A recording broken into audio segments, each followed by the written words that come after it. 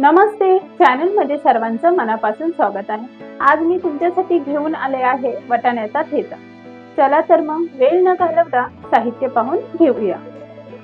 इथे मी 1 वाटी वाटाणे घेतलेले आहेत आणि अर्धी वाटी शेंगदाणे, 1 लसणाचा गड्डा, 5 ते 6 कच्च्या मिरच्या, कोथिंबीर, जिरे 1 चमचा, आवश्यकतेप्रमाणे मीठ आणि तेल।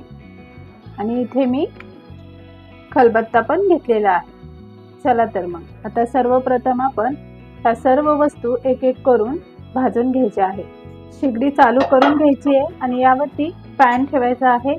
आता पॅन मध्ये 1 वाटी वाटाणे घ्यायचे आहे। वाटाण्याचा आणि थोडासा कच्चापणा जाईपर्यंत भाजून घ्यायचे आहे। तुम्ही इथे पाहू शकता आपले वाटाणे हलके भाजून झालेले आहेत। आता काय करायचं, त्यामध्ये आपल्याला अर्धा वाटी शेंगदाणा घालायचा आहे। तर मी इथे 1 वाटी वाटाणे घेतले होते ना, त्याच वाटीने मी अर्धा वाटी शेंगदाणे घेतलेले आहेत। आता शेंगदाणे पण भाजून घ्यायचे आहेत। शेंगदाण्यांचा पण रंग बदललेला आहे। आता काय करूया, यामध्ये आपण कच्ची मिरची घालायची आहे, ती पण हलकी अशी भाजून घ्यायची आहे। आणि यामध्ये लसणाच्या पाकळ्या त्या आपण यामध्ये घालायच्या आहेत आणि आता हे छान असं भाजून घ्यायचं।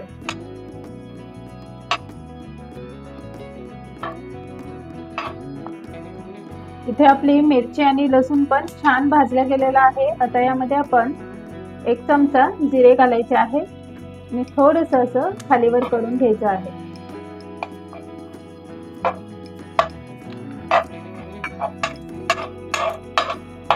आता यामध्ये कोथिंबीर घालायची आहे, स्वच्छ धुवून पाणी निथळून घ्यायचे आहे आणि एकदा हे सर्व मिक्स करून घ्यायचं आहे।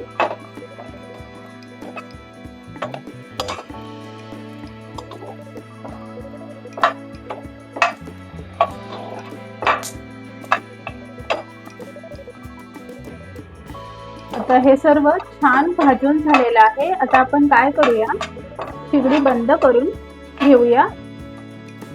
आता हे सर्व भाजून झालेले साहित्य एका ताटामध्ये काढून घ्यायचे आहे।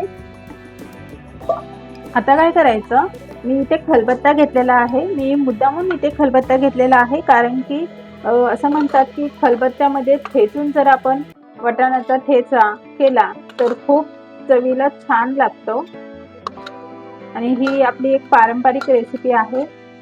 आता हे मी साहित्य थोडं थोडं करून घेणार आहे आणि ते ठेचून घेणार आहे। जाडसर असं ठेचायचं आहे। तुम्ही पाहू शकता इथे माझं अर्ध निम्म असं ठेचून झालेलं आहे। आता यामध्येच राहिलेलं पण आपण साहित्य घ्यायचं आहे आणि ठेचून घ्यायचं आहे ते पण।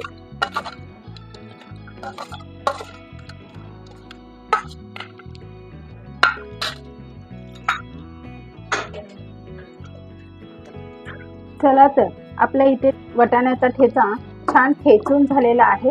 आता आपण काय करूया, एका वाटीमध्ये काढून घेऊया।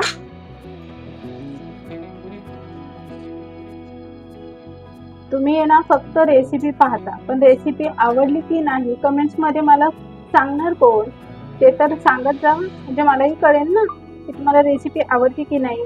फक्त रेसिपी पाहतात पण कमेंट्स अजिबात करत नाही, 1 किंवा 2च कमेंट्स येतात। तर असं करू नका, रेसिपी पाहता तर जरा कमेंट्स पण करा, मला पण बरं वाटेल।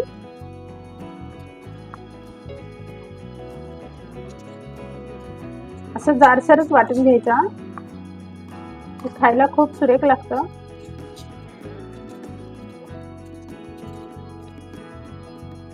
वाटाण्याचा ठेचा ठेचून झालेला आहे। आता काय करायचं, आपल्याला शेगडी चालू करून घ्यायची आहे आणि पॅन ठेवायचा आहे आणि आता पॅन मध्ये 1 चमचा तेल घालायचं आहे आणि यामध्ये आपण वाटाण्याचा ठेचा ठेचून घेतलेला आहे तो घालायचा आहे।